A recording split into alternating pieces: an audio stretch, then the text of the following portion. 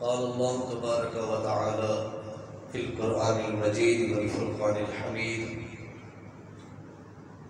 وإذا قيل لهم آمنوا كما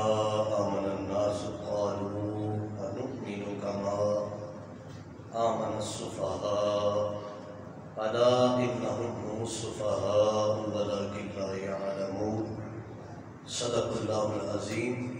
الصلاة والسلام عليك يا رسول الله وعلى آلك وأصحابك يا سيدي يا حبيب الله الصلاة والسلام عليك يا سيدي يا جد الحسن والحسين وعلى آلك وأصحابك يا سيدي يا رحمة للعالمين۔ اللہ تعالیٰ کی حمد و ثنا کے بعد آقا نامدار حضور سید سروران احمد مجتبی حضرت محمد مصطفیٰ صلی اللہ تعالیٰ علیہ وآلہ وسلم کی بارگاہ بکسمنا میں عطیہ درود و سلام عرض کرنے کے بعد احباب ذی وقار، آج کہ ہمارے اس درس قرآن میں سورہ بقرہ کی آیت نمبر 13 پر تھوڑی سی گفتگو کریں گے، جس میں خالق کائنات جل وعلا رسول کریم نے فرمایا وَإِذَا قِيلَ لَهُمْ آمِنُوا كَمَا آمَنَ النَّاسُ، جس کا ترجمہ یوں ہے، اور جب ان سے کہا جائے ایمان لاؤ جیسے اور لوگ ایمان لائے۔ کن سے کہا جا رہا ہے؟ منافقین سے۔ اے بھائی، منافقین سے جب کہا جاتا ہے اس طرح ایمان لے کر آؤ جس طرح اور لوگ یعنی صحابہ کرام رضوان اللہ تعالی علیہم اجمعین وہ ایمان لے آئے، رسول اللہ صلی اللہ علیہ وسلم کی صحبت میں بیٹھے اور رسول اللہ صلی اللہ علیہ وسلم کی رسالت پر، حضور کی نبوت پر، قرآن پر، خدا پر، یوم آخرت پر ایمان لائے۔ اس طریقہ سے ایمان لاؤ، یہ منافقین کو کہا جا رہا ہے۔ قالوا انؤمن كما آمن السفهاء، فرمایا آگے تو کہے کیا ہم احمقوں کی طرح ایمان لے آئے؟ الا انهم هم السفهاء ولكن لا يعلمون، سنتا ہے وہی احمق ہے مگر جانتے نہیں۔ یہ ہے اس آیہ کریمہ کا ترجمہ، جو کہ سیدی و سندی و مرشدی سیدی اعلیٰ حضرت عظیم البرکت امام الشاہ احمد رضا خان فاضل بریلوی رحمۃ اللہ تعالی علیہ آپ نے اپنا قرآن کریم کا جو ترجمہ کیا کنز الایمان شریف، یہ اس کا ترجمہ ہے۔ فرمایا کہ جیسے اور لوگ ایمان لائے، یہاں پر الناس سے مراد صحابہ کرام رضوان اللہ تعالی علیہم اجمعین اور ان کے بعد ان کی کامل اتباع کرنے والے مراد ہیں۔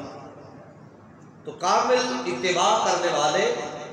صحابہ کرام رضوان اللہ علیہ اجمعین، چونکہ صحابہ کرام رسول اللہ صلی اللہ علیہ وسلم کی کامل اتباع کرنے والے تھے،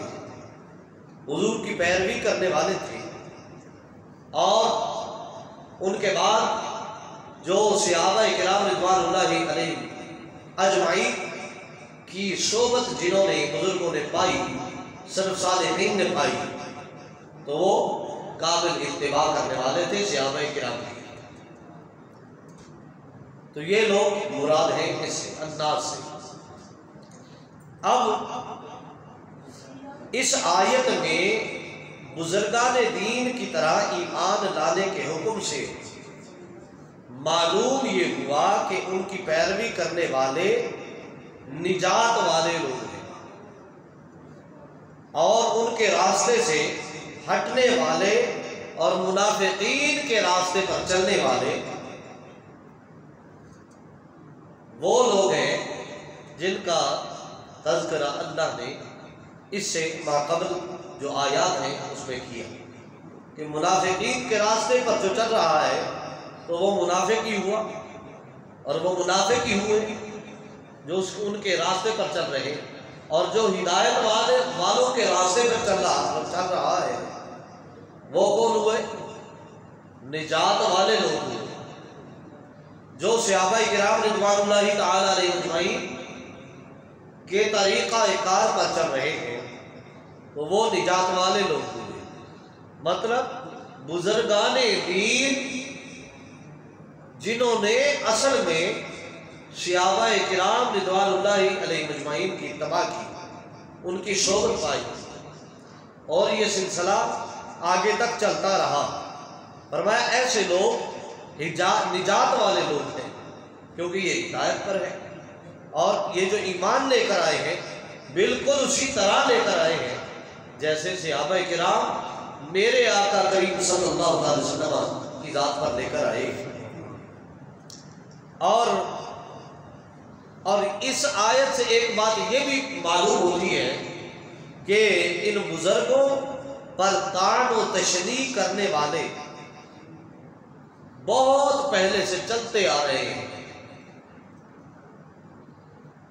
اس آیت کی روشنی میں صحابہ و ائمہ اور بزرگان دین رحمت اللہ تعالی علیہم اجمعین کے متعلق اپنا طرز عمل دیکھ کر ہر کوئی اپنا راستہ سمجھ سکتا ہے کہ صحابہ کے راستے پر ہے یا منافقوں کے راستے پر۔ تو یہ تو بات ظاہر ہے، یہ بات، کیونکہ یہ دونوں راستے ایسے ہیں کہ واضح طور پر نظر آتا ہے کہ یہ راستہ ہدایت والوں کا راستہ ہے، یہ وہ راستہ ہے جس راستے پر رسول اللہ نے صلی اللہ علیہ وسلم نے صحابہ کو چلایا، اور جو صحابہ کی مجلس اور صحبت اور محفل میں بیٹھے ان کی صحبت سے سرفراز ہوئے متبعین، وہ بھی اس راستے پر چلے جس راستے پر میرے آقا کریم صلی اللہ علیہ وسلم نے صحابہ کو چلایا۔ تو جس راستے پر صحابہ چلے، جس راستے پر حضور نے خود ان کو چلایا اور ان کی پیروی کرتے ہوئے بزرگان دین چلے اس راستے پر، تو یقیناً وہ راستہ نجات والا راستہ ہے، یقیناً وہ راستہ ہدایت والا راستہ ہے۔ اور جس راستے پر منافقین چلے اور ان کے پیروکار چلے یا چلتے آ رہے ہیں، یقیناً وہ راستہ ہدایت والا راستہ نہیں ہے، بلکہ وہ راستہ شیطان کا راستہ ہے، اور شیطان کا راستہ عذاب کی طرف لے کر چلا جاتا ہے انسان مسلمان اگر اس طرح کرے۔ اور آگے فرمایا صحابہ کرام رضوان اللہ علیہ اجمعین بارگاہ الہی میں ان کی مقبولیت اتنی ہے، کتنی ہے؟ حضور علیہ الصلوۃ والسلام کہ صحابہ کرام رضوان اللہ تعالی علیہ اجمعین اللہ کی بارگاہ کے ایسے مقبول بنتے ہیں کہ ان کی گستاخی کرنے والوں کو اللہ نے خود جواب دیا ہے۔ آج کل لوگ سوشل میڈیا پہ بیٹھ کر طرح طرح کی باتیں کرتے ہیں، ان ناخلفوں کو، بدبختوں کو اتنا نہیں پتا کہ جو صحابہ حضور کی صحبت میں بیٹھے جنہوں نے حضور کا دیدار کیا،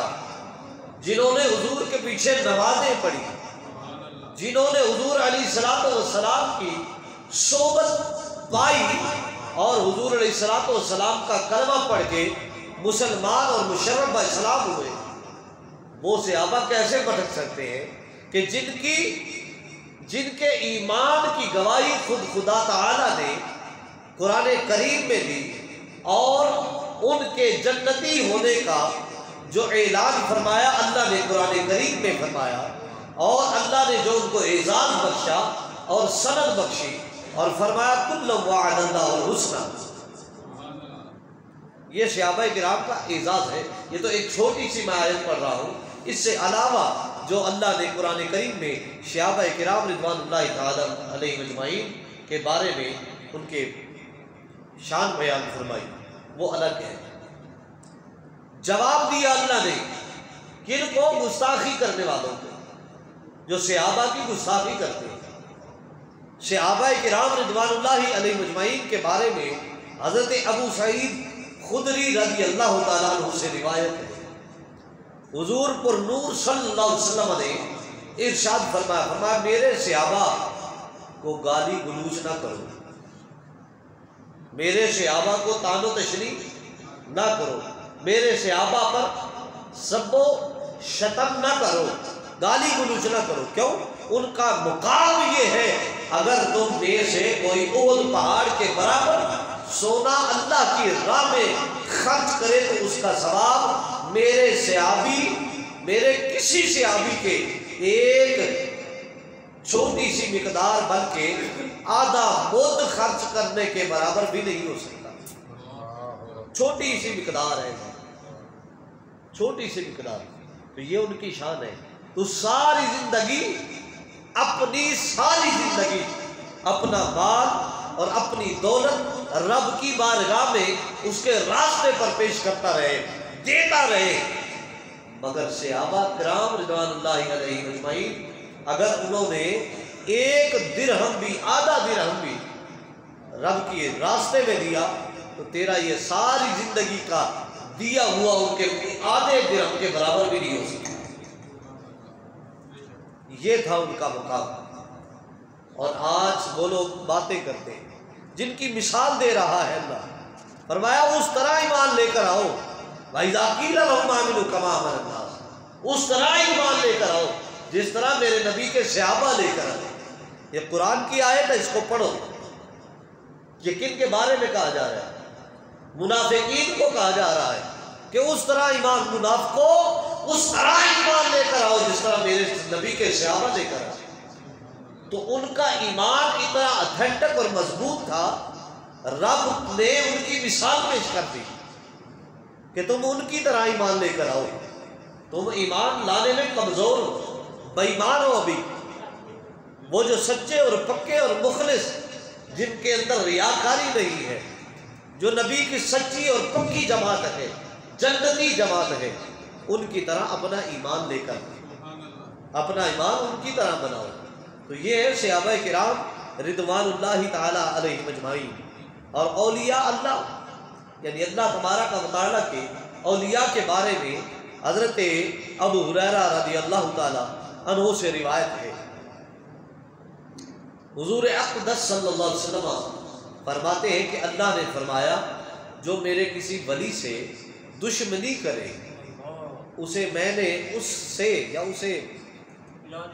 میں نے لڑائی کا اعلان دے دیا۔ یہ ہے